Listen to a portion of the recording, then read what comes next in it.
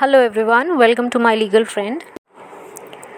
In this video, we will learn whether Mamata Banerjee can be appointed as a Chief Minister of the West Bengal even after losing her seat from the Nandigram, from where she was contesting against the BJP candidate Suvendu Adhikari. Now, this video is not relevant from your judiciary examination point of view because these kind of questions are not asked neither in pre nor in mains in judicial examination. But if you are also preparing for administrative services, then this topic is very important for you. So, coming to Article 164 of the Constitution of India, the article talks about the Chief Minister. It says that the Chief Minister shall be appointed by the Governor and the other ministers shall be appointed by the Governor on the advice of the Chief Minister, and the Minister shall hold office during the pleasure of the Governor. So, it talks about the state legislature, about the Chief Minister and other ministers. Okay. So, plain reading of the article says that it deals with the appointment, and there is no mention about the qualification, the eligibility criteria whatsoever regarding the Chief Minister or other ministers. Okay. Coming to Article 164(2), the Council of Ministers shall be collectively responsible to the Legislative Assembly of the state. It talks about the collective responsibility. The next clause talks about the oath that will be taken by the minister before entering upon the office, the oath of secrecy. Okay. Now, coming to Article 164 Clause 4, the most important part of the article for this video.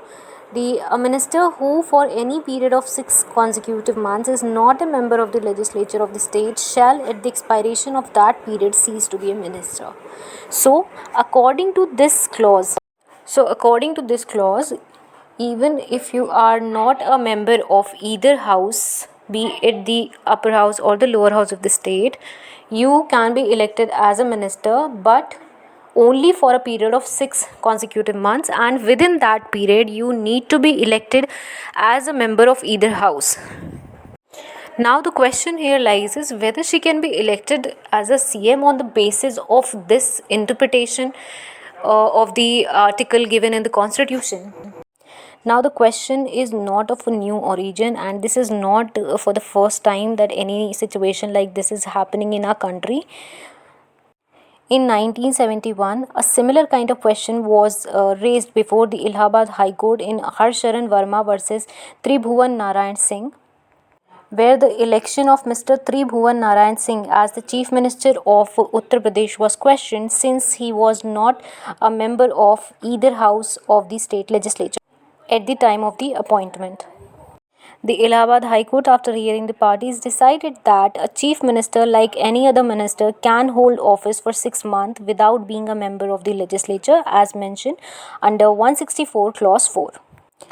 The sad matter reached the Supreme Court, and the Supreme Court observed that it seems to us that in the context of the other provisions of the Constitution referred to above, there is no reason why the plain words of Clause 4 of Article 164 should be cut down in any manner and confined to a case where a minister loses from some reason his seat in the legislature of the state, thus upholding the decision of the Allahabad High Court in the case.